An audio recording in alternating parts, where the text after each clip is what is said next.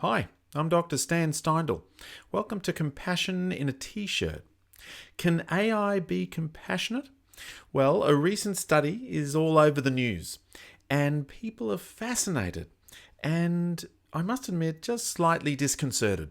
The study was by Ovsyannikova, Oldenburgo de Mello, and Inzlicht, and was in the journal Communication Psychology. The paper titled Third-Party Evaluators Perceive AI as More Compassionate Than Expert Humans. This particular study tested to see whether AI responses could be perceived as more compassionate than real human ones. And so they compared AI with laypeople and also highly trained crisis line professionals. Third-party raters consistently preferred the AI responses. And the methodology is interesting. They had 4 experiments, real-life empathy prompts. AI using ChatGPT was compared with these carefully selected humans and were rated for compassion, understanding, validation, and caring. And AI came out on top, even when the raters knew that it was coming from AI. And so to today's guest, Professor Michael Inzlicht, who is Professor of Psychology at University of Toronto and Rotman School of Management. And he's researched across all sorts of areas: social psychology, neuroscience, self-control, empathy, and he's published over 150 papers, including this groundbreaking study which comes from his lab. So what does all this mean for how we connect and care and feel understood? And so I bring you Professor Michael Inzlicht.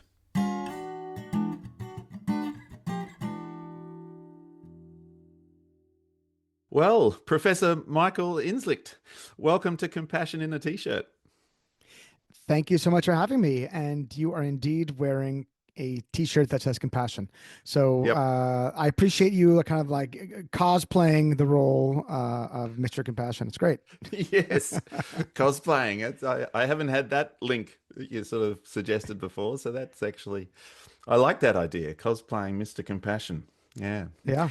Actually, I thought we might, if it's all right with you, we might start a slightly different way and see what ChatGPT might have to ask you about AI and compassion. Would that be okay?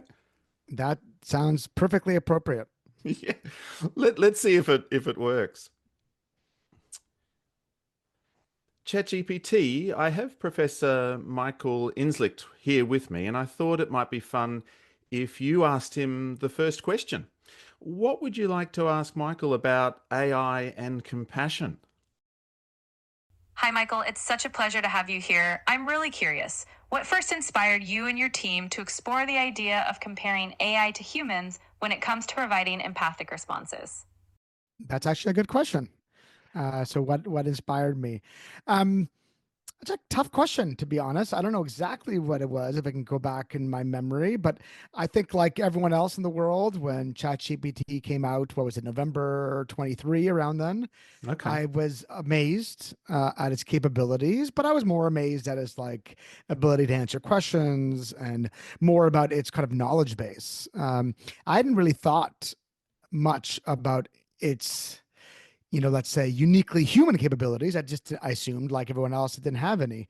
Um, but then I read a provocative paper by now a friend, someone named Anat Perry, who is an Israeli psychologist at a Hebrew University, and she had a paper that said AI will never capture the full essence of empathy, and it seems so true and so correct. Yet I responded, at least internally, to the paper with, "How do you know? Mm, How are you so sure?" We thought that AI couldn't answer basic knowledge questions or couldn't, get at moral reasoning or pass the bar. But it's done, the bar to get into become a lawyer. Um, yes. but yet it seems to be able to do all these things. So are we so sure it can't? It doesn't have empathy or can't express empathy. So I saw her paper as a provocation and as a challenge. And then I spent a lot of time kind of probing AI's empathic or perceived empathic qualities, and I was blown away by what it appeared to be able to do. Mm. So really, that was the inspiration. Was this other scholar who I kind of in my head was fighting with, but then kind of just tested it out and wanted to see for myself. And the answers I was led to were different than what what she concluded. Well, the word that's most provocative in what she said was the never word, that AI will never.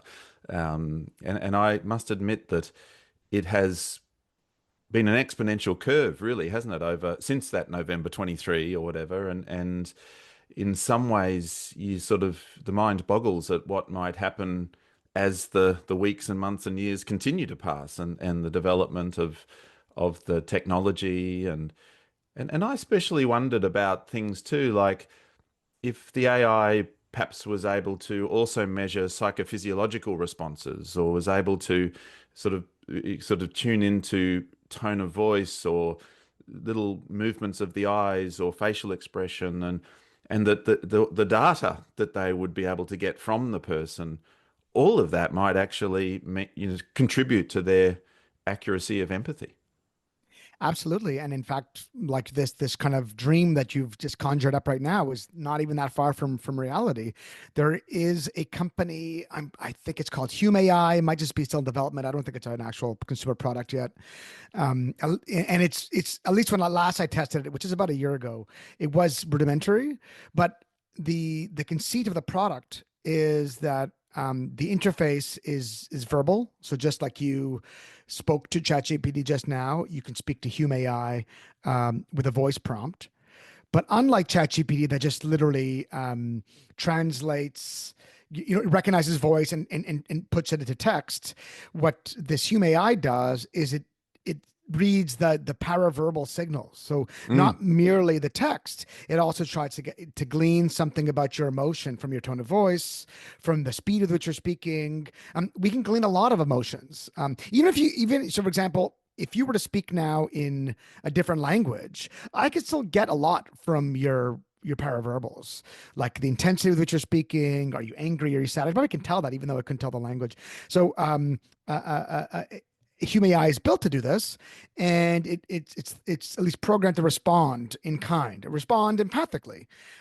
Now, what you've posed is even one step further, which is now imagine it has computer vision. So it Mm. not just it can't just it can use the camera and spot. Let's say, are you frowning? Are you smiling? What muscle groups in your face are contracting right now? And of course, we know from basic research on emotion that goes back decades that when we activate certain facial musculature, that typically not in a predetermined manner, but in a probabilistic manner, that corresponds with certain emotions that you might be feeling, and then it can, in essence, read your emotions. It would not be far fetched to have an AI read your emotions and then respond accordingly. Mm. So that is already possible. Whether Mm. it's being done well, I haven't seen it done well yet, but it's Mm. certainly possible. And then it could respond to you in just like we respond to tone of voice and facial configuration. I see, for example, you got lots of corrugator right now.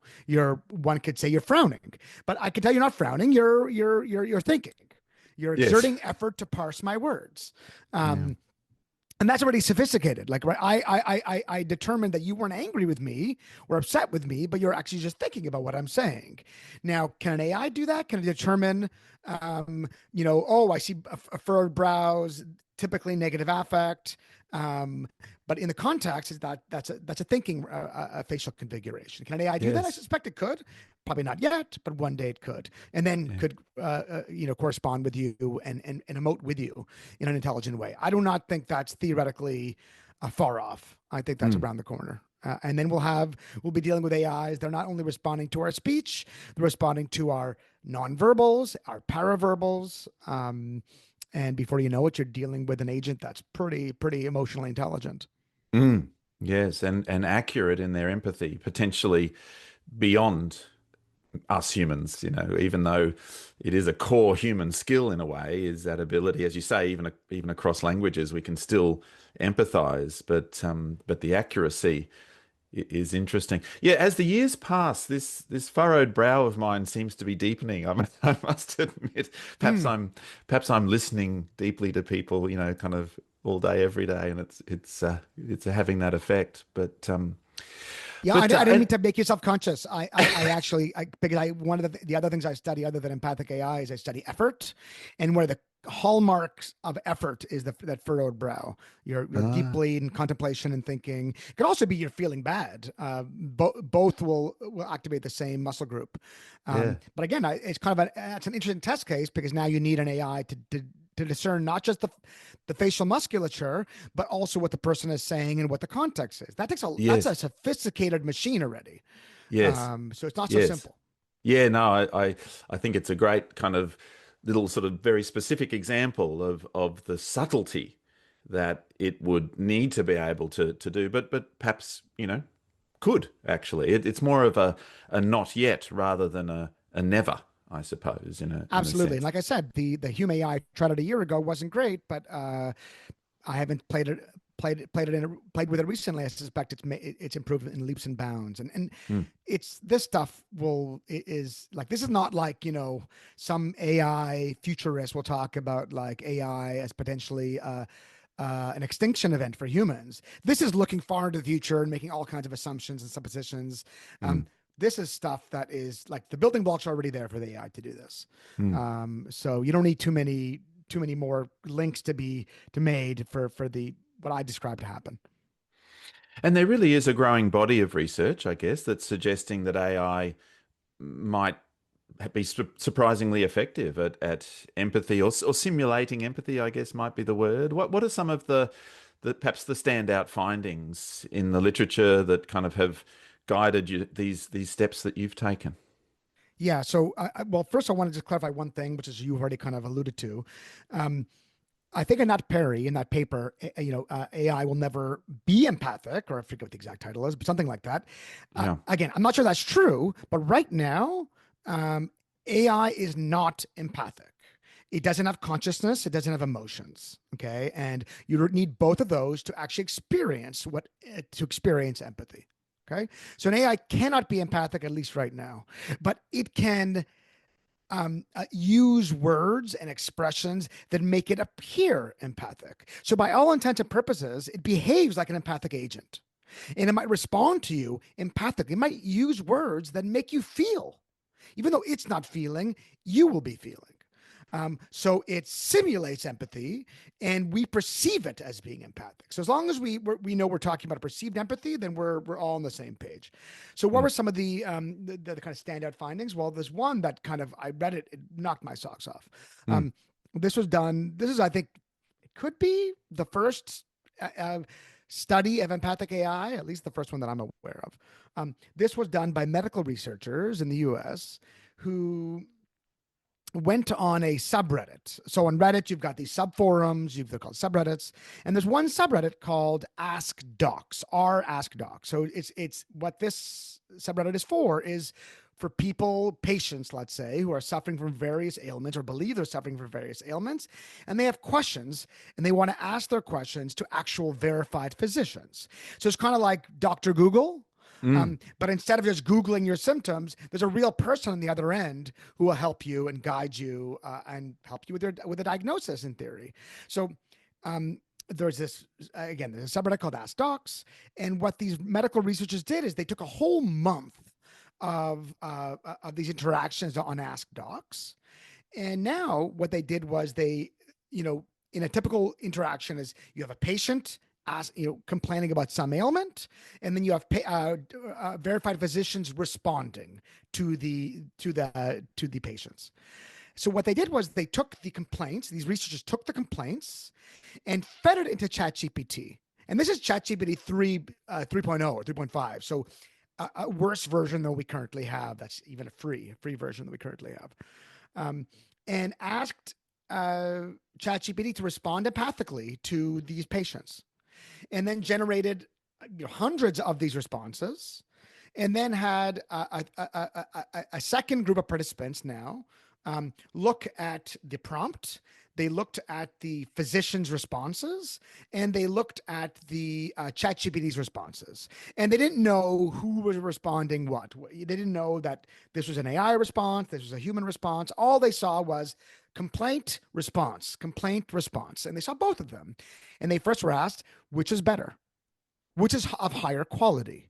Which has better bedside manner? Which was more compassionate? Okay. And the results are breathtaking.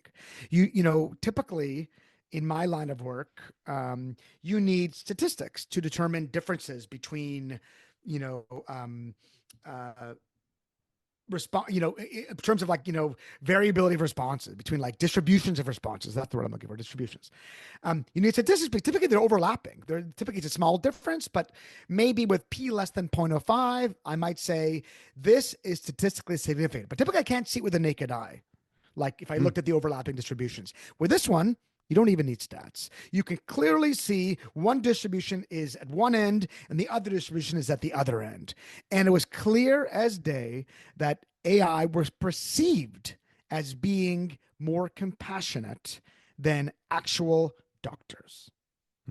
Okay. And that's like, wow. And these are real patients and these are real doctors.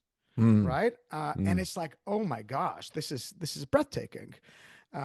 So I saw that and I'm like, we have to study this. And also this is a breathtaking study, but to me, there were still issues with that study. So where I kind of came to the picture is I wanted to refine that a little bit and test not an apples to orange, but an apples to apples. So we then kind of started thinking about ways we could do that. Yeah. Well, did they also assess the medical advice in that instance, or was it more looking at the bedside manner and compassion? I believe they also looked at the diagnosis, although now you're testing my knowledge and I'm forgetting a little bit. Yes. I do believe they did looked at the diagnosis as well, and I believe it's more accurate as well. I don't think anyone would dispute that. I mean, because AI has the internet at its disposal. So it would be like a doctor with Google. A doctor with Google can do better than a doctor without Google, right? Because it can do the research and verify. So I think we think in terms of knowledge base, it has all the knowledge, all the medical textbooks in its repository. So it should be able to diagnose with some fidelity, maybe even greater fidelity. But I think they found that as well. But the more breathtaking one is it's expressing care.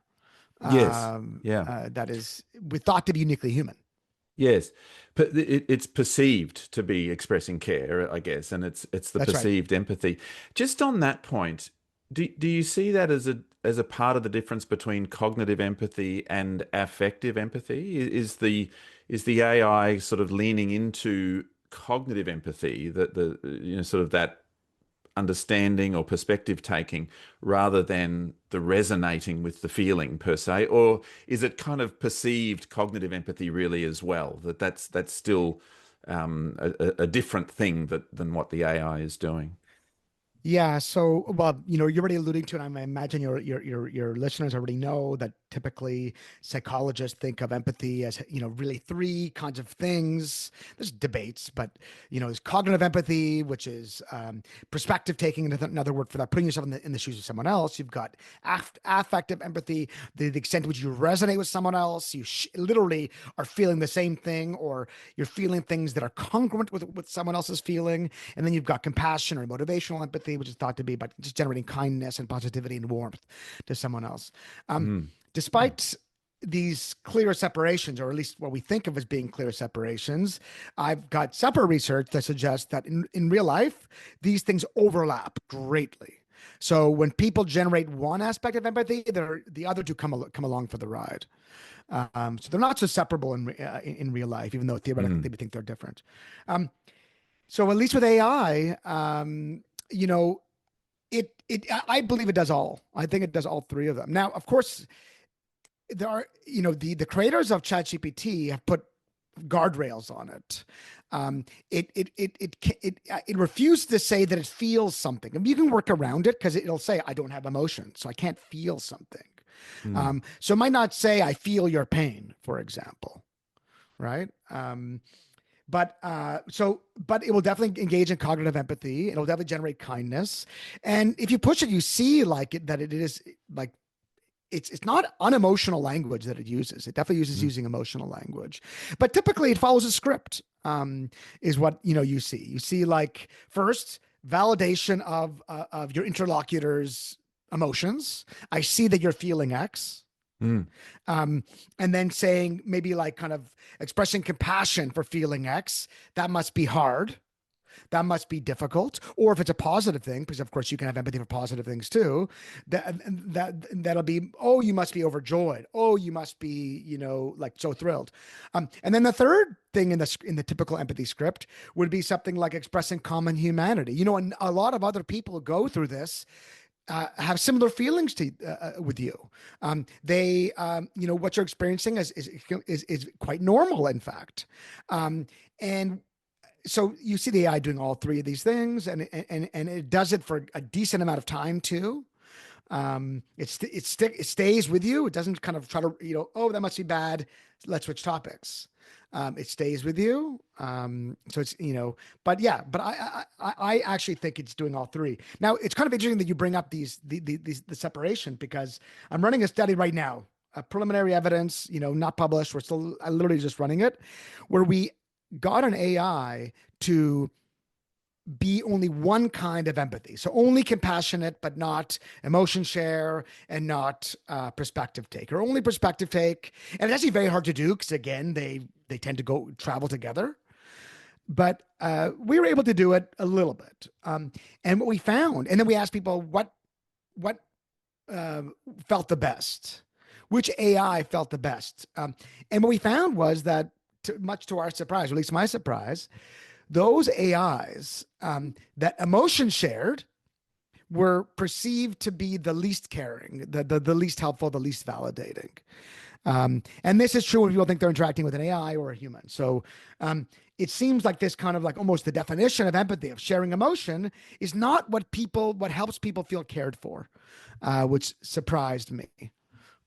So, we'll see if this holds up in more as more data are collected, but it might suggest, when we're teaching people how to be empathic, when we're teaching therapists how to be empathic, for example, the emotion sharing part might not be as critical, and it might actually undermine feeling cared for, which I find kind of interesting. That's really super interesting. And it sort of makes the point that the three aspects of empathy are very overlapping, but still distinct in a way, and might have different effects or implications for the actual experience of the person on the receiving end. Yeah, exactly. Exactly. That's really amazing. And the sort of the empathic reflections, but also the affirmations and those other sorts of behavioral skills in a way. Yes, you can sort of dismantle it in the ChatGPT responses, and you can see those bits coming through, and it's remarkable, really. Yeah, it's definitely remarkable, surprising. And what's also remarkable, like, no one told it to develop a script like this. It just did, right? Huh. Just based on how large language models are built. It's like what would make sense? What's the next word that makes sense? What's the next sentence that makes sense given the context? And I just gleaned, this is a good script. So you have published the study, Third-Party Evaluators Perceive AI as More Compassionate Than Expert Humans, I guess. And so I was really hoping to dive a little bit into that now. How did you, you compared ChatGPT-4, I think, to perhaps lay people, but also trained crisis responders. How did you design the study to really kind of test that head-to-head sort of thing? Yeah, so the apples to apples comparison. So as I mentioned, that one very well-known study about the medical doctors on Reddit. The reason why that's just tantalizing and not definitive is because those doctors, those physicians on Reddit, they're doing this on their spare time.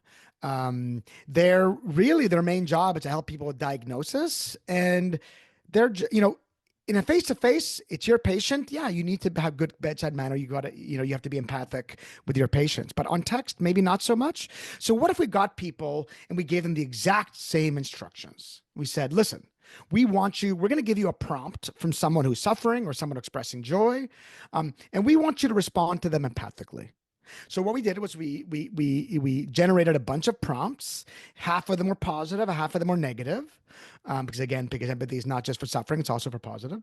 Um, and we then gave these, suffering or joyful prompts to either humans or ChatGPT, and give them the exact same instructions. We told them respond compassionately. We also told them, by the way, don't give advice.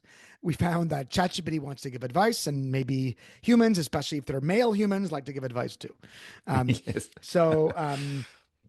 And then, at least for the humans, what we did was we had a whole bunch of them, and we picked the best ones. So they are random humans, but we selected them to be really, really good. And then in other samples, we actually got trained crisis line workers, people who are actually in Canada, responding on the telephone to people in crisis, receive all training. I mean, essentially, you can think of them as empathy experts. I mean, they do other things too, other than just empathizing, but that's really their main job, is validating, making sure they're safe, etc. And we gave these crisis line responders the same prompts and had them write something. And we also said we would like you to write something in about 75 words, or about 75 words.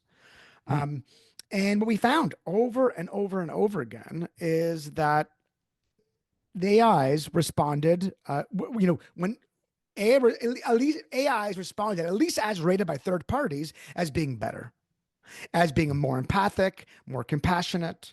People also said they felt the interlocutors would feel more heard, more validated, and more cared for. Okay. And the other thing we added that the AIs didn't have is, we know that there's something called AI aversion, or the broader topic as algorithm aversion. People don't like algorithms, machines. They don't like AI, especially when AI is making, kind of engaging in behaviors that are typically thought to be uniquely human. So provision of care, for example. So we also manipulated the extent to which people knew the correct identity of the person they're judging, or did not. So when we had people who were blind, AI beat the pants off of humans. When we added veridical labels, all of a sudden we saw two things. We saw first, people punished AI. As soon as they knew it was an AI whose utterances they were judging, they penalized it. They thought it was less empathic, less caring, what have you. But even though there was a penalty, AI still came out on top. Even when people knew this is a real human and this is a pretend human, or this is an AI, AIs were still rated as being more compassionate, more caring, more validating than humans. And this is true for lay people. It was true for experts. So even when you're interacting with an AI, at least in a one conversation, people thought the utterances of AI were better. And it's clearer. I mean, like when you read them, first of all, there's variability. Some humans are better than others. The AI were pretty uniformly good. They wrote more. That's one thing. Humans wanted to run away from writing. Even though we told them to write 75 words, they typically would write 50 words less. And then I remember once having a conversation with a student and I asked them to respond empathically to one of the prompts, and you could see the discomfort in their face. They didn't know what to say. They felt like, how do I respond? And I even though I couldn't empathize completely in that one moment, I only had to think a little bit to then realize, oh yeah, sure. Like, for example, when someone tells me that someone in their family or someone they knew died, I don't know how to respond. I find myself speechless. I know I should say sorry, but beyond that, I don't know. I'm worried about the words I'm going to say. I'm worried that I'm going to say the wrong thing. I'm worried I'm going to say something trite. And I kind of want to leave that situation. And I think that is an impediment to people delivering empathy for someone who's suffering. Someone else who's suffering in front of you is an uncomfortable situation for you. And I think that's why we're not particularly good at it. AIs don't feel shame. They don't feel like discomfort. So they can use the words that might make people feel good. They don't have that same kind of issues. So I find that really interesting. Now, of course, with positive, it's very different. People are better at dealing with other people's positivity. And in fact, when we looked at positive empathy, we found that there's still an AI advantage, but it's not nearly as great as with negative kinds of prompts.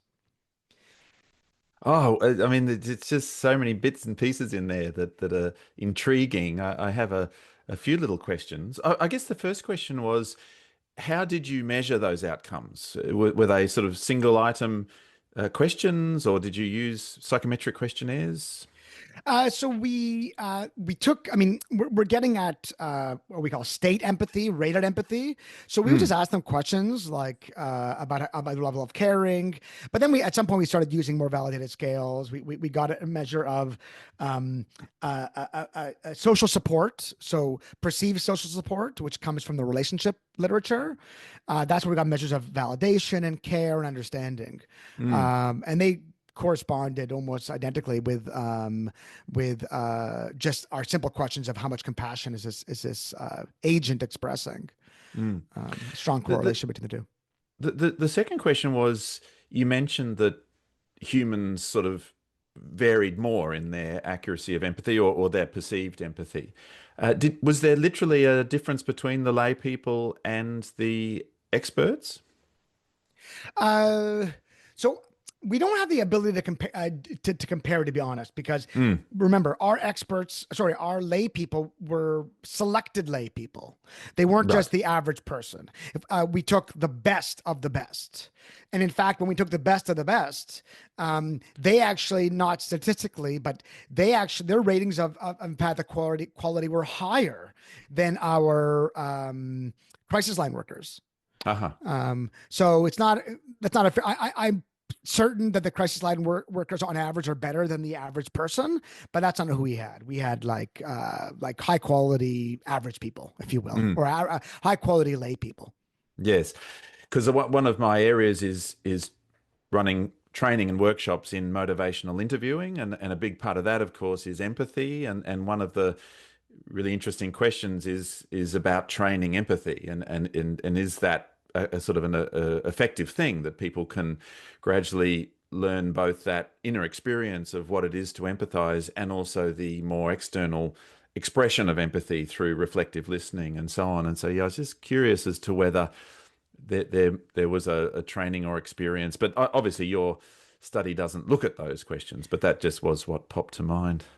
My study doesn't, but there is a published study that came before mine, published from the University of Washington, um, and looking at specifically at this question, looking at the training of peer counselors and whether AI could be beneficial in their training. And in fact, it is.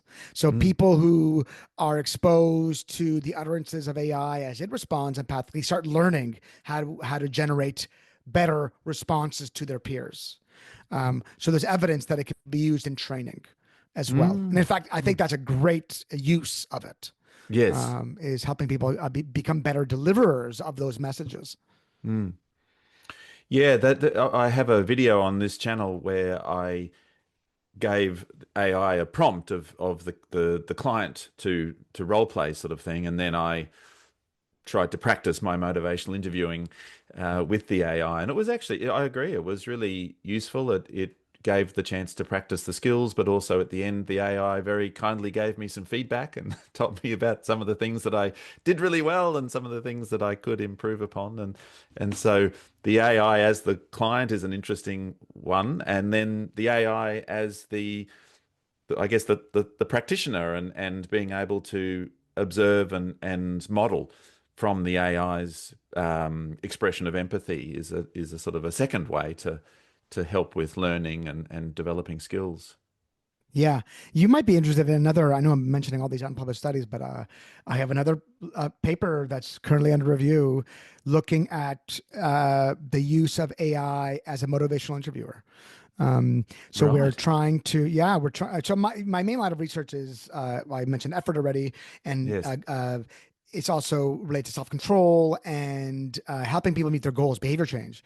Yes. And the best use best, kind of intervention I've seen is motivational interviewing. So we wondered if we could scale it up by giving people coaches, motivational interviewing coaches. So far, the evidence is weak. So you're not out of a job just yet, Stan. Okay.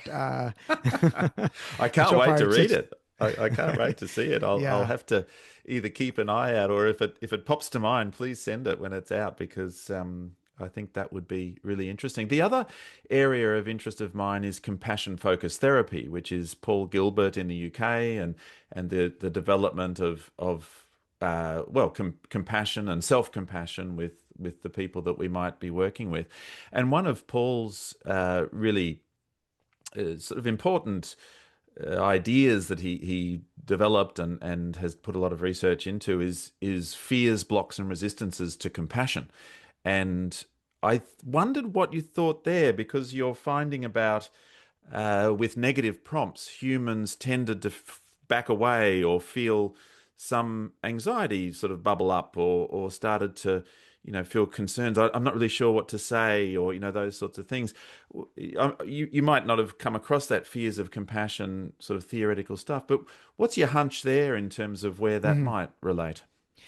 Yeah. So I must admit I'm not aware of this research you're describing, but as part of my own research journey on empathy, I've got I think now I can say an influential series of studies where we simply made the simple point that empathy is effortful, so is compassion. It's difficult. Effortful. It yeah, it's effortful. It requires you to leave your body and go to someone else's body. Look at the world through their eyes and experience their emotions, not your emotions. And that kind of body travel is just by dint of, for me to perceive the world through my eyes, I don't have to do anything. I just open my eyes and look and describe. For me to understand what it's like for you, for example, I need to do imagination. I need to understand context. There's a lot of uncertainty. And we have found that it's challenging. And that people use the word like effort, demanding when describing empathy. People also, at least in our studies, they say that empathy, the provision of empathy, can be aversive. It Mm. can be anxiety invoking, especially if you don't know what the other person's feeling. You got uncertainty. So that's clearly resonates with the research Mm. you described. Mm. It helps us understand why, for example, therapists suffer from burnout, Mm. why they have what's called, suffer from compassion fatigue. The quality of their work is more difficult, and it's not simply because you're working with people who have a lot of negative emotion. In our own research, at least, we find that uh, empathy being described as effortful is true for positive empathy as well as negative empathy. So it's not simply that you're taking on the negative emotions of someone else. There's something about the way you're using your mind to understand someone else that's difficult. It's challenging. And, there are very few laws in psychology, but one of the laws we have is the law of least effort. All else being equal, people prefer easier things than hard things. And it's not just people, it's other animals too. So empathy is hard. And it makes sense because it's hard that people might not approach it so willingly. Mm. Mm. Yes, we tend to err on the side of conserving rather than depleting, I suppose. And the effort around empathy, as important as it is for the species and perhaps even for our survival and the evolution and so on, it is effortful and depleting to actually because one of the things that did stand out in your paper was the very first line in the abstract is empathy connects us but strains under demanding settings. And I thought that was kind of interesting. I suppose that's one of the implications here. Perhaps you've tied the AI and AI's potential around empathy with aiding somehow in the demands that empathy might place on humans. Yeah, yeah, absolutely. So, I mean, there are assuming this proof of concept that we have here. So all we have is a proof of concept. We just, we see that its utterances are rated as more empathic than humans' utterances. Now that's a far cry from saying, okay, you can now just go ahead and use AI for your therapist or become a friend. Um, this is a one-shot conversation, but this conversation we've had dozens of back and forth. If I was having a conversation like this with an AI, would I still feel it's comforting? Would I still feel it's empathic? What about in a month worth of conversations? Like a friend, I've had friends for years, decades. Would I still feel that way with an AI friend? We don't know. So we need to do all this research to do this. But assuming it plays out, then a really important next question is, sorry, not a question, but a point is that we know that it's hard for people to maintain empathy. And also people aren't readily available for you 24/7. Your therapist is not readily available for you 24/7, but your phone is. And if I've got a friend in my pocket or a therapist in my pocket that doesn't get tired and it's available to me, it has many advantages that humans don't have. So I can rely on it. It's there for me when I want it. It's also not nearly as expensive as a therapist would be. Even if I pay for the fancy models, it's still going to be a fraction of the cost of what a therapist would cost you. And also, there is a shortage of therapists. Like, I'm not sure what it's like in Australia, but here in North America, people don't have enough. There aren't enough therapists to go around. Or people don't have enough, money for the therapist. So there's a need, a bigger need than there are therapists out there. So this might fill in some gaps, but there are other gaps it can fill in. So not only do people, I've got another paper where it's called "In Praise of Empathic AI," which is more of a theoretical kind of praising of empathy, where we interrogated the human limitations in terms of its humans' empathic capabilities. Human empathy is not perfect. So, for example, we've already discussed that it's hard. It's hard for humans to maintain empathy. They get tired of it. Humans also, human empathy is parochial.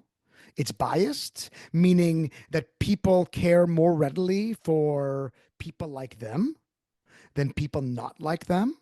So decades of research shows that we care more for people in our in-group than our out-group. And it would be good if we cared equally for all kinds of people. We know, for example, that sometimes, I think we sometimes think of empathy as a universal good. Not always. Sometimes empathy can lead us to do terrible things. So, for example, demagogues, tyrants of all kinds will use empathy to stir up their, the people who support them to start, agitating against groups they dislike. So Donald Trump is doing this right now. He is suggesting that, us, I mean, not me, I'm not an American, but like us good Americans, enough with these, foreigners coming into our lands. They're not like us. They're un-American, blah, blah, blah. He's using empathy and then he'll talk about, for example, the small number of crimes committed by immigrants, to say, these are immigrants killing, real Americans. Anyways, he's using empathy as a lever to gain support for his cause. And there's a research that shows that people sometimes will engage in unethical behavior when it helps someone they're empathizing with. Okay. I've done this research where we found that AI doesn't have these same deficits. Doesn't get tired. It doesn't. It's effortless. It doesn't show parochial empathy. So if I gave it a series of experiments that humans, let's say, fail at, or humans show biases at. One of them being that they show more empathy to an in-group than out-group. They show more empathy to a white person than a black person, for example, if they're white. ChatGPT doesn't do this. People are more willing, for example, to sign a petition to move someone up on, let's say, an organ wait list. They're more willing to sign a petition to get a suffering child, move up the list if they first empathize with that child, which you might think is a good thing, but it turns out that list is created based on need, on order, on like severity, all this stuff. So you signing a petition is you doing something unethical now, just because you empathize with them first. ChatGPT doesn't do this. It realizes, no, it's immoral to preferentially act for this person just because you empathized with them. Humans aren't quite as skilled. Mm. So there are some advantages that AI has Mm. over humans, and as a Yes. result, it could fill in the gaps and lead to, let's say, at least in theory, increased fairness, at least a little bit. Mm. Yeah, fill in the gaps, increased fairness, increased accuracy of empathy. I mean, many of those meeting of needs is inspiring in a way to think about that. I noticed too, up arising in me is another feeling, I suppose, a feeling of reservation or reluctance. As you, I'm not sure if you're a Star Wars fan, but what popped into my mind as I was listening was when Luke and Obi-Wan Kenobi enter the tavern and with C-3PO and R2-D2, and the barman yells out and says, "We don't serve their kind here," meaning the droids. And I mean, that was a bigger social commentary, I think, at the time. But yeah, well, it aligns a little bit with as when people did know that it was AI, there was a punitive response to a degree. Um, what are your thoughts on that side of the ledger, on perhaps the reservations or where Mm, this might not feel right? You know, yeah. the sort of this disconnection of humans to humans and so on. Yeah. Well, so I think your intuition is shared by many people. I think many people think about empathic AI as an abomination. They think of it as like, this shouldn't be unleashed on people, and you're fooling. Like, no one would ever feel cared for. No one can legitimately feel cared for by a bot. The only way they can be is they're deluded. Because there's no there. There's no caring being caring for you. Um, and philosophers and ethicists, some of them have, made clear cases about this. And then you only have to go to certain corners of the internet to find people who are very scared of AI and what it could do, especially in the provision of care. Um, I think it's natural. And I think, to some extent, um, maybe we can only be cared for by a thing that can be caring, and maybe we got to hold that. So just it using the words without any actual feeling is a big deception. So there are moral considerations, to be made here, and there are also dangers. There are real dangers. So, for example, one real danger is, so I see this as filling in the gaps when people can't, Mm. they don't have, like, for example, in the US, 12% of adults don't have a single friend, not even one. 12%. So I've said, well, this could fill in the gap a little bit. You don't have a friend, at least this is better than nothing. But now, what if someone now relies on the AI for friendship? Um, they then over rely on the AI and don't leave their house and don't make efforts to make friends. And in fact, the use of the AI exacerbates their loneliness. It makes them less likely to go out and put themselves out there and try to make friends. So that doesn't seem great. Mm. Definitely a big risk there. Another risk is if we outsource our empathy to AI, will our own empathic muscles degrade? So if I start, like I mentioned, when someone tells me someone they know dies, I don't know what to say. Mm. And I will admit this. I once had this kind of interaction over email where someone revealed that someone they knew died, and I didn't know what to say. So I literally prompted ChatGPT, give me some words to help me write this. I Mm. didn't tell them that, of course, because they Mm. would probably think less of me. I know they would think less of me. But nonetheless, it produced words that I felt were good, and I used them. Well, now let's say I start doing this more, Mm. and maybe I start doing this in person. Maybe there's like some, something in my ear that will whisper to me like empathic things when I want to prompt it. Will I then just become less of be less capable of empathy? Like to the extent that empathy needs to be practiced and honed, will I become less empathic? That doesn't seem like a good outcome either. Yes. Another danger. Um, and perhaps the thing that most scares me is, um, these agents are owned by companies, and these companies have their own agendas.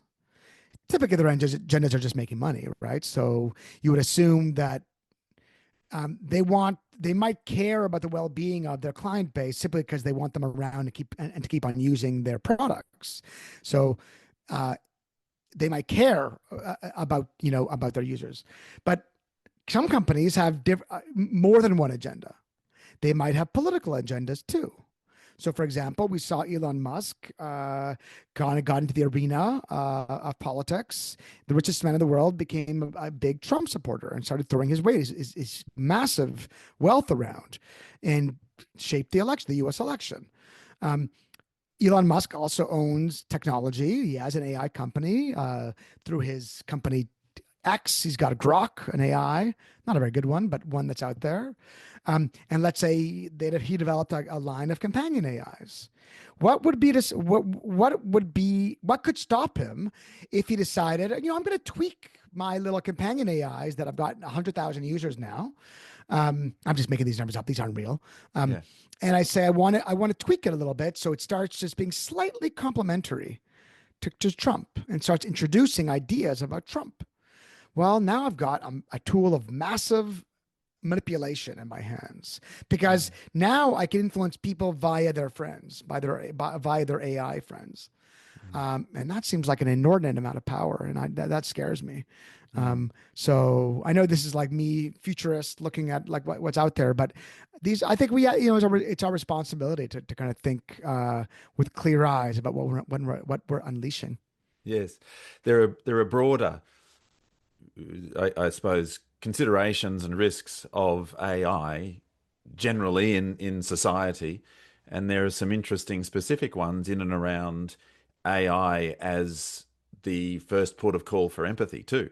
And it is an interesting thought that an AI friend might just feed into one's avoidance, for example, and so become a part of an avoidance strategy and little things like that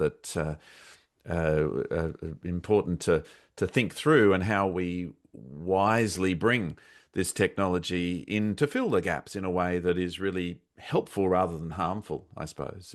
Which makes it that springs to mind, I guess, the way that we are implementing AI itself needs to come from a compassionate motivation. That it's about, because empathy, in a way, is, like you said before, empathy is a skill or a competency, and it can be brought to compassionate motivations, but it can equally be brought to competitive motivations or political motivations, as you said, and so on. And I suppose that applies with AI as an empathizing agent too, is that we sort of implement that, but from the point of view of a compassionate motivation to be helpful, Yeah. I guess, rather Yeah. than I mean, harmful. ideally, I think the problem is that right now, it's just companies are putting this stuff out there, Mm, and there's not that much regulation. And look, we're currently still really grappling with another massive technology that was unleashed upon us about 20 years ago, which is social media, and the world has changed yes. dramatically because of it. And maybe we can learn some lessons, and governments can be in charge of like putting some regulations in place so that it's used to maximize human flourishing and not just maximize profit. Mm, But it's a hard thing to do when you've got companies that are kind of don't need they can operate in certain places where there aren't regulations. So it's a hard thing to wrangle. But I know there's lots of smart people in policy, government, computer science, engineering, and law who are actively thinking about this. mm. So interesting and inspiring in terms of the possibilities. Also, yeah, with a little pinch of kind of keeping an eye on those risks and so on. And you mentioned a number of studies that are upcoming and a couple of things in being reviewed and so on. Where would you like this area of research to go next, really? Oh, that's a good question. So first of all, I should say there's like it's like a gold rush of research right now in AI, in psychology space, because it's just new and people are excited by it and they're using it.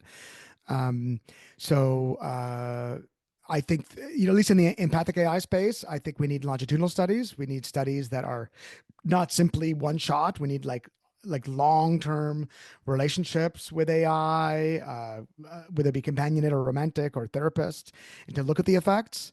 And I've seen some studies. They're not experiments per se, but they're observational studies that are suggesting at least that the people who gravitate to empathic AI are tend to be lonely, which makes sense.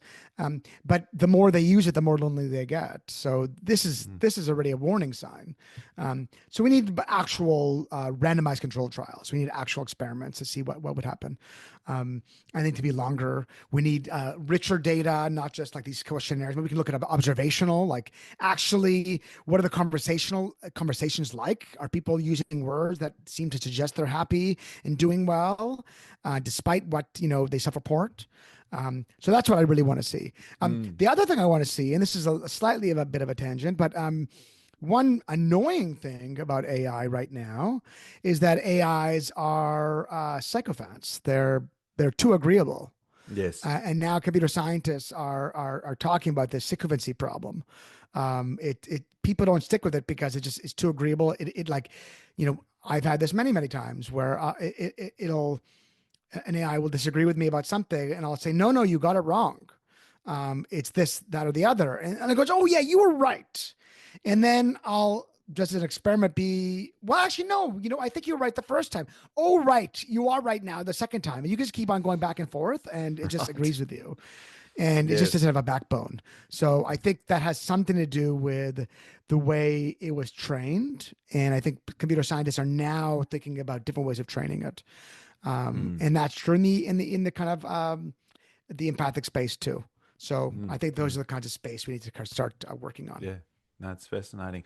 I must admit that, in actual fact, has put me off ChatGPT a little bit, because of the sycophancy, I guess, the way that it says, "Oh, Stan, that is such a brilliant and clever idea," like, well done for being so, and you're sort of like, ugh, it just sort of, Cringy. it's too Yeah. sickly sweet, and so I have noticed. I hadn't thought of that word sycophant, but it really, I think that does fit. But well, Professor Michael Inzlicht, thank you very much for. I'm going to really be keeping a good eye out for some of these coming papers, not least the motivational interviewing one. But so thank you for all of that work, and thank you for coming and speaking with me on Compassion in a T-shirt. You're very welcome. Thanks for having me, and thanks for the interesting conversation. Thank you. All right, I'll stop recording.